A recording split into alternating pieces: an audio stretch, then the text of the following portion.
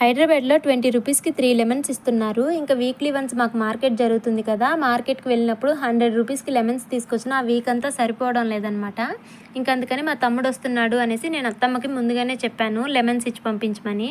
మాకు లెమన్స్ విలేజ్లో బాగానే దొరుకుతాయి అనమాట. ఇంకా పక్కన వాళ్ళందరూ పనులకు వెళ్తారు కదా, ఇంకా అత్తమ్మ అడిగిందంటే తీసుకొచ్చి ఇస్తారు. ఇంకా అలా మా తమ్ముడి దగ్గర అయితే లెమన్స్ ఇచ్చి పంపించింది.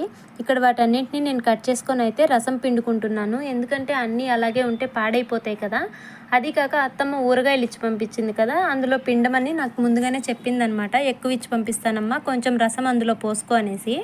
ఇంకా నేను అందులో పోసుకునే వరకు రసం పిండి పక్కన పెట్టుకున్నాను. కొన్ని లెమన్స్ మా నైబర్స్కి ఇచ్చాను, అలాగే ఇంకొన్ని లెమన్స్ని అలానే పెట్టేశాను అనమాట. శివాకి జ్యూస్ లాగా చేసి ఇవ్వచ్చు అనేసి. ఇక్కడ మా రిక్కీకి అయితే పాడైపోయిన లెమన్స్ని కొన్ని ఇచ్చాను. వాడు అన్నీ కౌంట్ చేసుకుంటున్నాడు అనమాట. ఇంకా వాడు ఆడుకున్నంతసేపు ఆడుకొని అన్నింటినీ విసిరి కొట్టేశారు. ఇక్కడ ఎంత కాస్ట్ ఉన్నాయరా నువ్వు వీటితో ఇలా ఆడుతున్నావు అని అయితే అరుస్తున్నాను.